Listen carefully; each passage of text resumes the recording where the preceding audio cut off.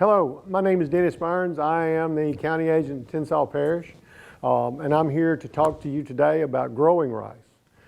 We in Northeast Louisiana, which we have approximately 60,000 acres of rice. We grow it in every parish except in the Northeast region, except for Caldwell and Union. A little too hilly over there for us, but everywhere else has some rice for sure, some more than others. But we grow traditional rice, which is paddy rice. That's the rice you think about being in a water. You see a field that's covered in water and it's got rice growing in it. That's traditional rice. That's the way it's normally grown. But in Northeast Louisiana, about half our rice is grown in what's called row rice or furrow irrigated rice.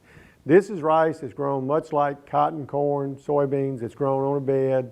We water it during the year. It's irrigated periodically through the year as needed, and then it's harvested pretty much. We use the same type production practices, a little bit difference in managing of the water and the herbicides and fertility, but all in all, we're growing rice, and we do just as well with the row rice as we do with paddy rice, and it gives our producers another option about how another crop to produce. They can go out without having to tear, if they have rows, they can already put up in the fall, they can come in and plant rice. They don't have to tear them down and put up levees and all that kind of stuff. So it is a very good production practice for us here in Northeast Louisiana.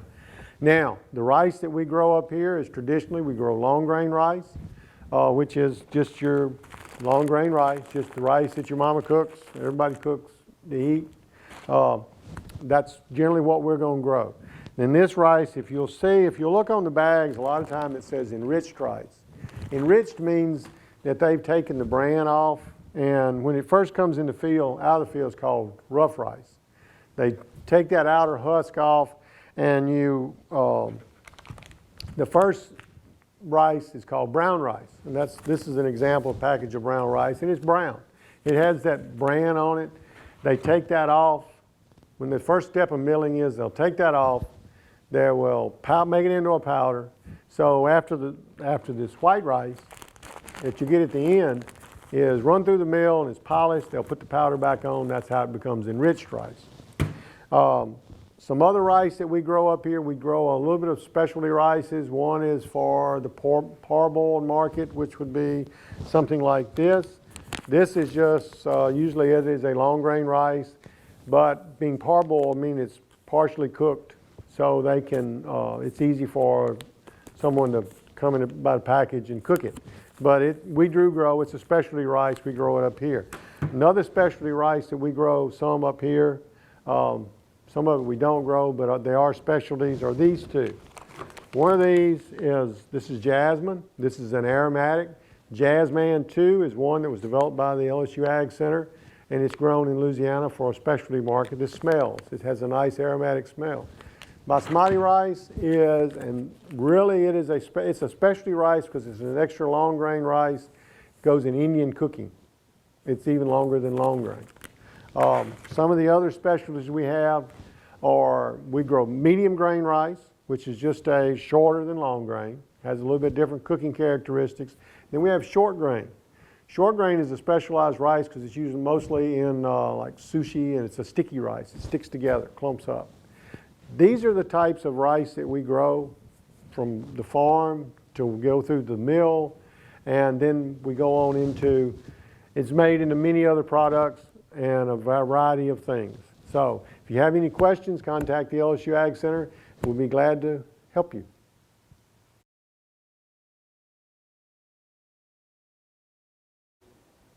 Hello everyone, my name is Kylie Miller and I'm the agent in Catahoula and Concordia parishes, and today I'm going to talk to you about products that contain rice. So let's begin by talking about products that we know and we can see with our own eyes that contain rice. So right out the gate, we're going to talk about long grain rice. You've all eaten this stuff. We put it under our gumbo, we use it to make jambalaya and other dishes. You can also pick up this kind that's like a microwave rice you can cook, and it's really fast and easy to cook, really great for lunches. Uncle Ben also makes these little microwave packs that you can use to make a quick rice recipe. Another one that you can use is rice cakes. If you're on a low-calorie diet, you might be interested in these. These contain rice. We also have rice checks. It's a cereal that you can use. You also might be familiar with Rice Krispie treats. I know a lot of young people love Rice Krispie treats. So talking about that, you have these, the little bars, Rice Krispie treat bars, which was a favorite of mine growing up, still is a favorite. We also have chicken and rice soup, which if you're sick and at home, these are good quick dinners to use to get your stomach filled with something good if you want that. We also want to talk about things that also you might not be familiar with that contain rice. Things like where they would grind rice into a powder form and put it in your products. And one of those is granola bars. A lot of low-calorie or even gluten-free grain bars use rice flour in their products. So the Nutri-Grain bars are one. We also have the crackers that you can use that are made with rice flour. And if you want to know, this is a bag of rice flour, and it's also labeled as an all-purpose flour blend, and it's gluten-free. So if you're curious on if it's made with wheat or rice, you can always look on the label and find that information. Moving on to rice noodles. Rice noodles also contain rice flour. They would process that up and string them into noodles. This is another example of that. A lot of Asian food uses rice as a part of their noodles to make versus wheat. Rice paper, when you eat like an egg roll, that's another example of that. Here's another example of a granola bar with rice flour in it. And another odd item that I didn't expect to find was Tic Tacs. This particular product contains rice starch, which is a product from rice. Now the main thing that you might not realize that contains rice is pet food. A lot of pet food will use rice byproducts in there as one of their ingredients and as I guess their carbohydrate in those recipes. But if you're looking for products that contain rice, one of the best ways to find that is always to read your nutritional fact label. On the nutritional fact label, you can read and you can find out about all your products. And one of the main things is to look at the ingredient section. They're listed from the most used to the least used, going in order of operations there. And if you read on your nutritional fact label, you'll find that if it has rice, it'll be listed. Thank you.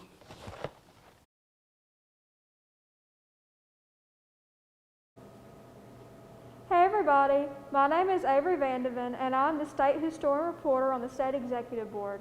Today I'm here with my agent, Ms. Betsy Krigler, so we can make a fun hands-on activity.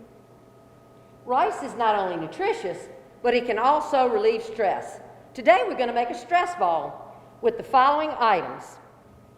We have 2 balloons, 1 cut and 1 uncut, and a half a cup of pre-measured rice.